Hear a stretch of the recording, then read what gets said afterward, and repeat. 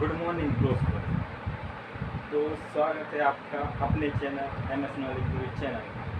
आज से हमारा न्यू बैच 10th क्लास का स्टार्ट होने जा रहा है, जिसमें हम पढ़ेंगे मैथमेटिक्स, जिसका रहेगा MP बोर्ड और CBSE बोर्ड कोर्स, जिसमें हमारा पहला अध्याय है वास्तविक संख्या। तो हम आज का टॉपिक रहेगा हमारा वास्तविक संख्या। तो वास्तविक संख्या क्या कहलाती हैं और क्या होती हैं, ये सब पढ़ेंगे। इसके बाद हम यूनिट में चलेंगे एक्सरसाइज प्रश्न वाली 1.1। तो हम देखते हैं वास्तविक संख्या कहलाती है। तो हम पहले देखेंगे वास्तविक संख्या, यानी कि वास्तविक संख्या। हम देखेंगे वास्तविक संख्या क्या है। तो वास्तविक संख्या परिमेय और अपरिमेय संख्या ही वास्तविक संख्या कहलाती है।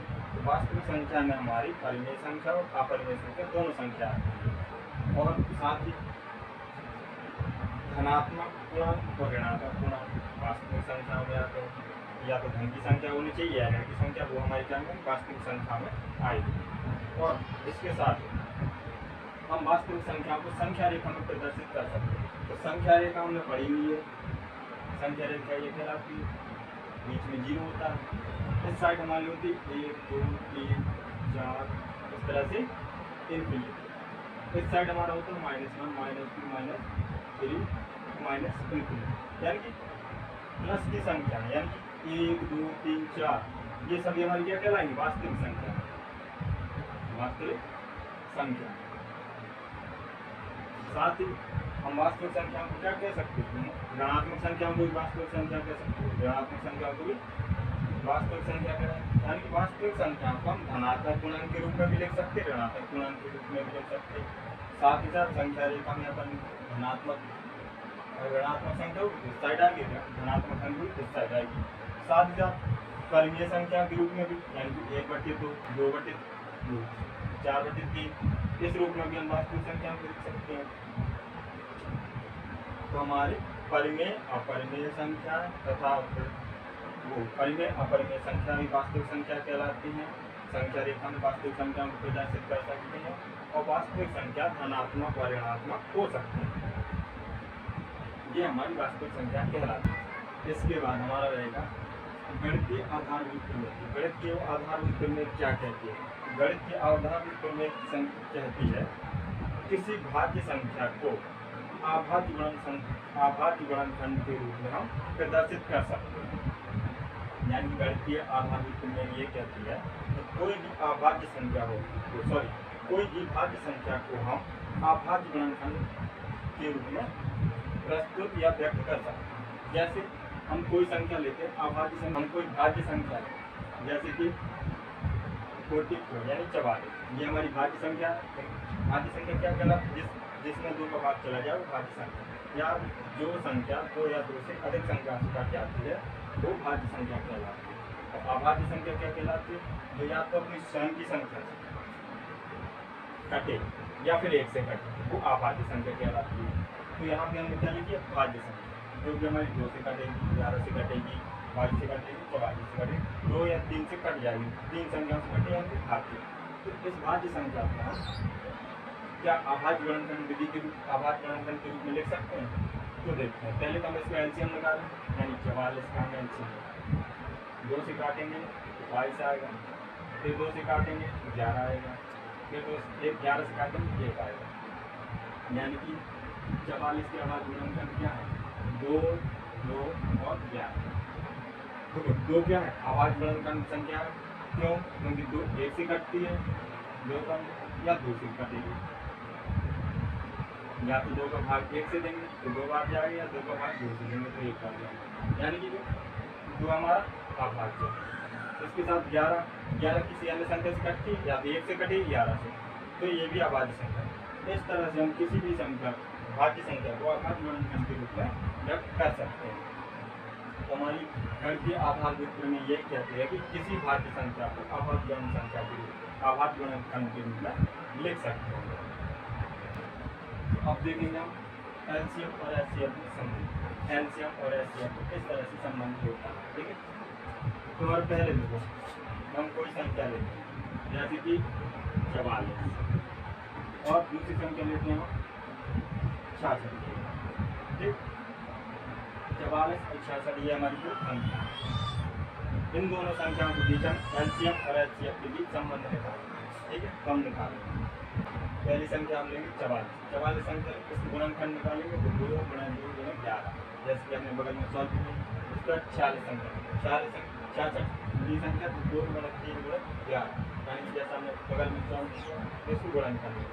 इसके बाद दोनों संख्या के 44 और 66 क्या निकालेंगे?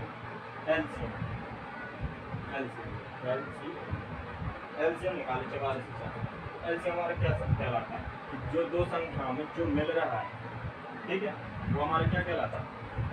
जो मिल रहा है और साथ जो नहीं मिल रहा है वो सभी का गुणनखंड हमारा एलसीएम कहलाता है। इस तरह से हम लिखेंगे। पहले देखो 2 मिल रहा है, 2 एक बार, जो मिलता है उसको एक बार लिखते हैं, जो नहीं मिलता उसको एक बार लिखते हैं। ठीक है, तो 2 एक बार मिल रहा है, 2 इन दोनों में मिल रहा है तो एक बार लिख देंगे। अब ये 2 नहीं मिल रहा तो इसको लिख देंगे, 3 नहीं मिल रहा इसको लिख देंगे, 11 मिल रहा है दोनों में तो एक बार 11। ठीक, इसके बाद इनका गुणा कर देंगे। 11 की 33, 2 दूनी 4, 33 गुणा 4 करेंगे, 4 की 12, 4 की 12 और 13, 132 आ गया एलसीएम। हम निकाले एचसीएफ, संख्या 44 और 66 का एचसीएफ। एचसीएफ निकालेंगे। एचसीएफ क्या कहलाता है? एचसीएफ में 2 संख्या होती है जो दोनों में मिलती है, उसी को एक बार लिखते हैं, यानी कि 2 मिल रहा है, इसके बाद 11 मिल रहा है, 2 11 को लिखेंगे तो हमारा एचसीएफ क्या निकलेगा? 11 दूनी 22। तो हमारे एलसीएम निकला कितना? 132 और एचसीएफ निकला 22। अब इन दोनों के बीच में संबंध निकालना है ना, संबंध निकाल रहे थे। तो संबंध निकालने के लिए क्या करते हैं? LCM multiply HCF. ठीक है, दोनों का गुणा करते हैं तो हमारा एलसीएम कितना है? 132 और एचसीएफ आया हमारा 22। 22 का गुणा करके क्या हो जाएगा? 22 दूनी 44, 22 की 66, 66 तो 4 हो जाएगा अपना 70, 7 वहाँ से जाएंगे, 22 से कम 22, 22 से 7 हो जाएगा 29। तो हमारा क्या आएगा? 29 से 4 आया हमारा एलसीएम का एचसीएफ प्लस एचसीएफ। ठीक है, अब संबंध निकालने के लिए हमें दोनों संख्याओं का, यानी प्रथम संख्या तथा दूसरी, इसको हम फर्स्ट बोल सकते हैं, इसको सेकंड। ठीक है, तो हम संबंध निकालेंगे फर्स्ट मल्टीप्लाई सेकंड, यानी दोनों संख्याओं को कर देंगे मल्टीप्लाई, यानी 44 गुना 66। ठीक है, 66 को गुणा 44 में करेंगे, 60 हम क्या करेंगे? गुणा करेंगे, यानी फर्स्ट को गुणा 7, थोड़ी दूर बराबर लाइन 44 गुणा। ठीक है, इसका गुणा करें, 44 गुणा 66 हो जाए 44 गुणा 66, 6 चौके 24, 6 चौके 24 2 28, 26, 6 चौके 24, 6 चौके 24 4 6 4 10, 6 2 8 1 9 2 की 2, यानी कितना आया? 2904। ठीक है, ये संख्याओं को क्या है? गुणनखंड है। अब हमें क्या निकालना है? एलसीएम और एचसीएफ के बीच संबंध निकालना है। एलसीएम और एचसीएफ के बीच संबंध का फॉर्मूला होता है LCM multiply HCF equal first multiply second. ये हमारा होता है फॉर्मूला संबंध का। यदि हमारा एलसीएम का गुणा एचसीएफ से करें, जो संख्या आएगी वो किसके बराबर होगी? पहली संख्या और दूसरी संख्या के गुणन के बराबर होनी चाहिए। ठीक है, ये हमारा फॉर्मूला है, तो हम इसमें रखते फॉर्मूले में संबंध निकालें। एलसीएम एचसीएफ बराबर फर्स्ट मल्टीप्लाई सेकंड। ठीक है, फर्स्ट का मल्टीप्लाई सेकंड से करें तो एलसीएम गुणा एचसीएफ कितना निकला?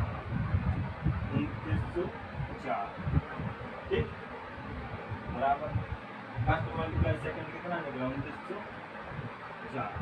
ये क्या बराबर है ना? बराबर, ये हमारा संबंध सॉल्व होता है। इस तरह से हम एलसीएम और एचसीएफ का संबंध निकालते हैं।